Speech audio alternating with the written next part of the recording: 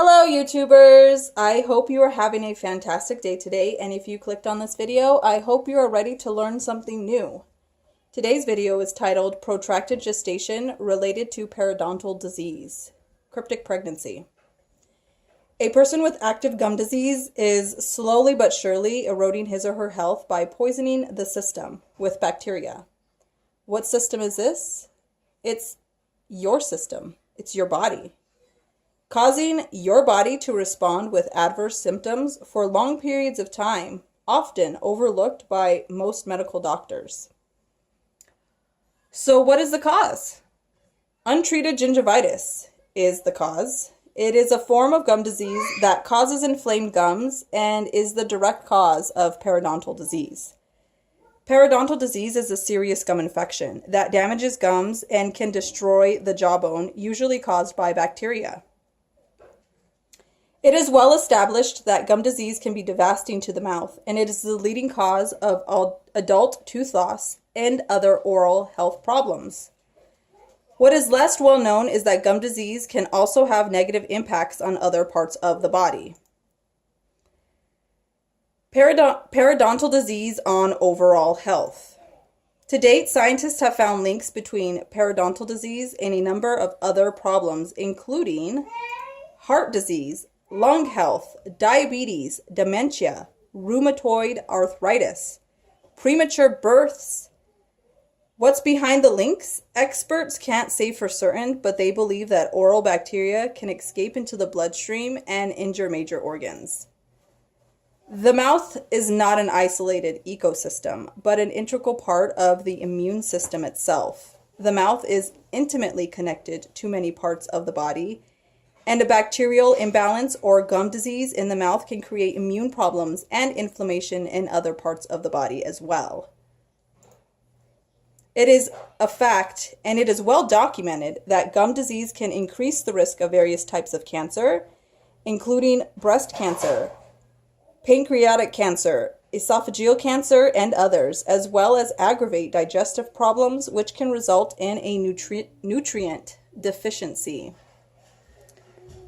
Gum disease equals an active bacterial infection. An active bacterial infection equals a weakened immune system. A weakened immune system equals damaged or inflamed digestive system, which ultimately raises the risk of more complications, infections, and pain and illness. Because if you have a damaged digestive system and a weakened immune system, you are most certainly vulnerable to getting other infections. You are vulnerable to getting parasitic infections, and you're more vulnerable to any kind of disease or illness. Inflammation is probably a common denominator, experts say, because periodontal disease marked by inflammation may increase inflammation throughout the entire body. Inflammation, in turn, is an underlying problem, and diseases include heart disease and rheumatoid arthritis. I will repeat this again. Periodontal disease marked by inflammation may increase inflammation throughout the entire body. This is very important. Other researchers have found that periodontal problems may also be associated with milder cognitive impairment, such as memory problems that make activities of daily living much more difficult. In a recent study, participants who had the worst gum disease scored the worst on memory tests and calculations. Weight gain or obesity. Having damaged, missing, or even painful teeth can mean you're not chewing your food properly, and you're limiting the types of foods you can eat. While most adults have 32 teeth, the Canadian Obesity Network reports that if you have 21 teeth or less, you are at higher risk of obesity due to inability to chew your meals and your food properly. Part of the problem is that you may be more partial to foods that are easier to chew, which include high-fat options like fast foods. And you're avoiding foods that are nutritious or high in fiber that aren't easy to chew and swallow.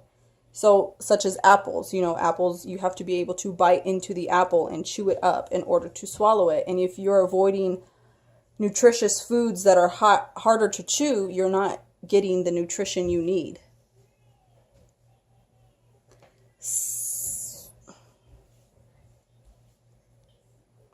Studies on the link between periodontal disease and preterm birth have produced conflicting results. Some show that women with gum disease are more likely to deliver a baby before term, which sets up the baby for health risks. Others, though, have not found a link. Studies are ongoing. Other research has found that treating periodontal disease in pregnant women helps them carry their infants to term. One recent study showed that women with periodontal disease who completed periodontal treatment before the 35th week of pregnancy were less likely than those who did not get treatment to deliver their babies early. So this goes back to the research I presented in a video about the mother's metabolism having a major role in determining when the baby is born. This is what this study said. It says as follows.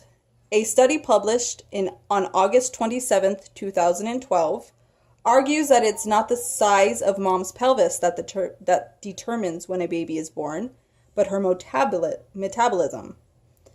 Human mothers also invest a lot of energy into their babies in the womb, so why are babies born after 9 months of gestation and not some other point? Dunsworth and her colleagues found that metabolism may hold the answer.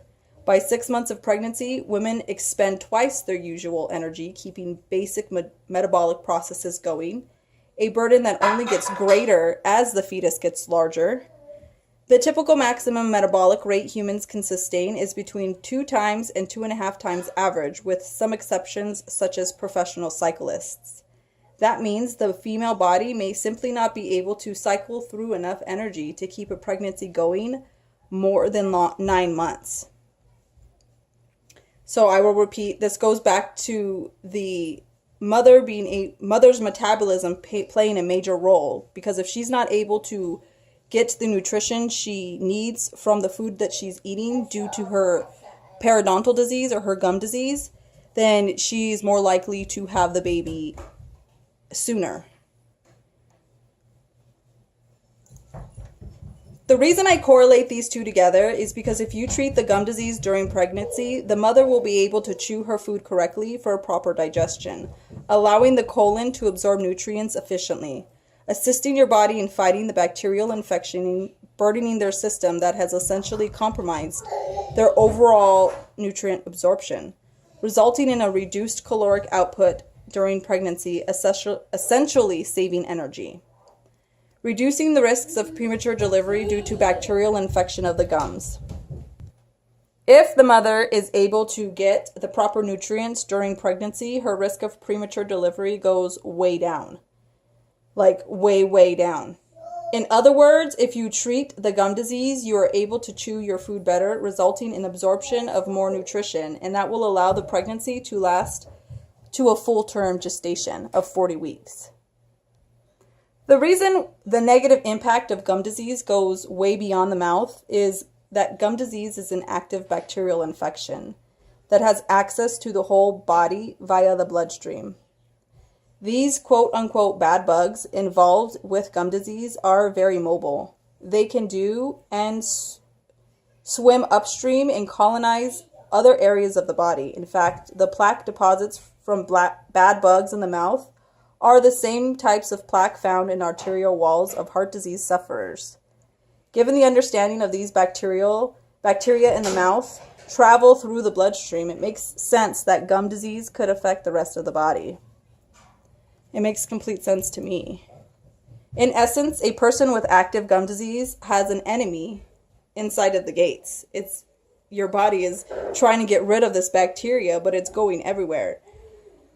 It's slowly but surely eroding your health by poisoning your system with bacteria, causing your body to respond with adverse reactions for long periods of time with no answers from a doctor. The known risks of this common situation are twofold.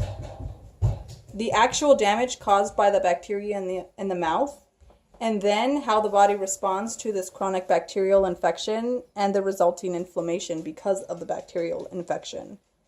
First, these bacteria can destroy flesh and bone tissue in the mouth, leading to severe gum problems and tooth loss. In fact, these bacteria have been documented by microscope attacking and killing white blood cells. As a byproduct of this attack, they also dump a ton of toxins into the system. The second risk is how the body responds to this chronic bacterial attack with an immune response and the resulting inflammation itself. How the body responds to this bacterial infection is what's important, and you can find more information about this at the website I will link in the description of this video. One thing you can start doing right away is to stop putting toxins into your system. Fundamental to any attempt at creating greater oral health as a whole, being wellness, is to stop putting toxins into the system and assist the body in removing toxins. It is important to understand the two main ways that toxins can be introduced into your system. One, the toxins, bacteria causing the gum disease dump loads of toxins into the body, and the toxins that are inadvertently introduced through the use of oral hygiene products.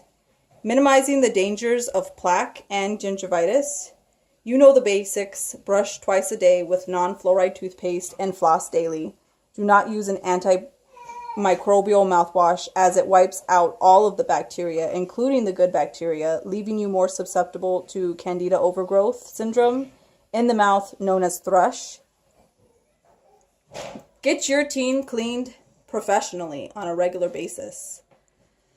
So I hope this video helps give someone some alternate ideas about what could be causing persistent unexplained symptoms in their physical body.